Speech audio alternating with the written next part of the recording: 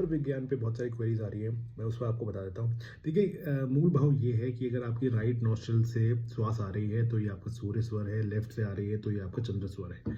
अब आपको करना क्या है, जितने भी मैस्कुलिन काम है, जिसमें भी फिजिकल कुछ ना कुछ करना पड़े, तो आपको राइट स्वर एक्टिव होने चाहिए। जैसे अगर आपको ड्राइविंग करनी है, कोई खेल खेलना है, कोई भी स्पोर्ट खेलना है, कुछ भी आपको फिजिकल एक्टिविटी करनी है, तो उसके लिए आपका राइट स्वर चलते रहना ज़रूरी है। अगर ये चलता है तो यानी कि वो अच्छा हो रहा है काम।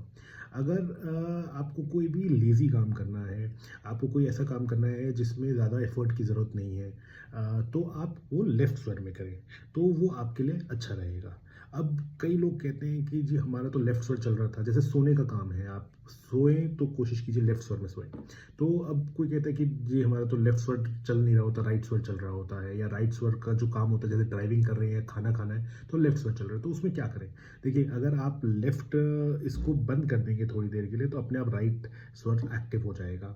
या फिर आप एक और काम कर सकते हैं, कुछ गर्म पानी पी लीजिए, चाय या कॉफ़ी पी लीजिए, तो भी आपका राइट स्वर एक्टिव हो जाएगा। सिमिलरली अगर आप नॉर्मल टेम्परेचर में पानी पी लेते हैं तो आपका लेफ़्ट स्वर एक्टिव हो जाएगा। इसलिए अगर आपने कभी गौर फरमाया हो कि कहा जाता है कि खाने से पहले कभी भी पानी नहीं पिया जाता, या खाने के बाद कभी पानी नहीं पिया जाता, नहीं तो उससे लेफ़्ट जो स्वर है वो एक्टिव हो जाता है और डाइजेशन में प्रॉब्लम आएगी अगर आप लेफ़्ट स्वर में खाना खाएँगे तो।